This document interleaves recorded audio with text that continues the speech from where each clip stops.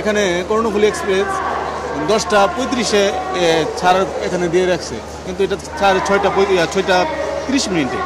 আর তিতাস হচ্ছে আপনার 8টা 30 মিনিট বা 9টা 30 মিনিটে ছাড়ে। এখন হয়ে যাচ্ছে কয়টা বাজে, আপনি একটু ডিসাইড করেন, দেখেন কত টাইম হয়ে গেছে আমাদের।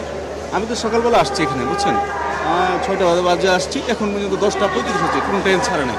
তো আমরা অনেক ভোগান্তির মধ্যে আছি।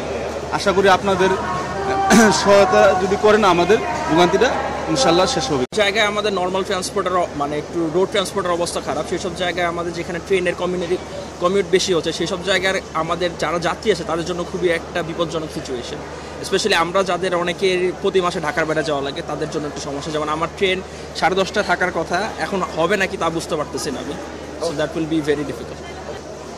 আমরা বিগত আপনার 1 সপ্তাহ আগে টিকিট কেটেছি, কাটার পরে কালকে আমরা খবর পাইছি এখান থেকে ট্রেন যাবে না। তারপর আবার রাতে 12টার পরে আমরা মানে অনলাইনে ঢুকার পরে এখনও পাই নাই টিকিট।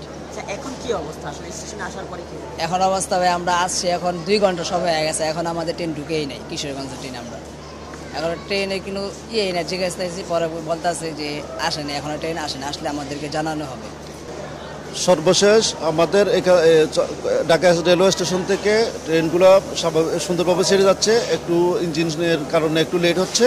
আমাদের প্রথম ট্রেন দুমকোতে এক্সপ্রেস ছেড়ে যায় 6টা 30 মিনিটে, এয়ারপোর্ট থেকে এই পর্যন্ত 9টা ট্রেন ছেড়ে যায়।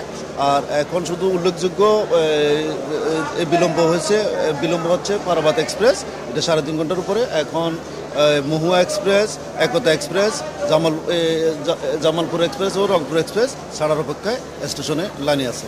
ভোগান্তি বলতে ট্রেন চলাচল বন্ধ থাকার কারণে কিছুটা যাত্রী সাধারণের সমস্যা হয়েছে, ভোগান্তি হয়েছে, এটা স্বাভাবিক। সেজন্য আমরা আন্তরিকভাবে দুঃখ প্রকাশ করছি। আর এখন থেকে ইনশাল্লাহ আমাদের যে ট্রেনগুলো ছেড়ে গেছে, এই ট্রেনগুলোর বিলম্ব যে সময়টা আছে সেটা বিলম্ব কমানোর জন্য সর্বাত্মক চেষ্টা করব এবং সেভাবে কাজ করতেছি আমরা।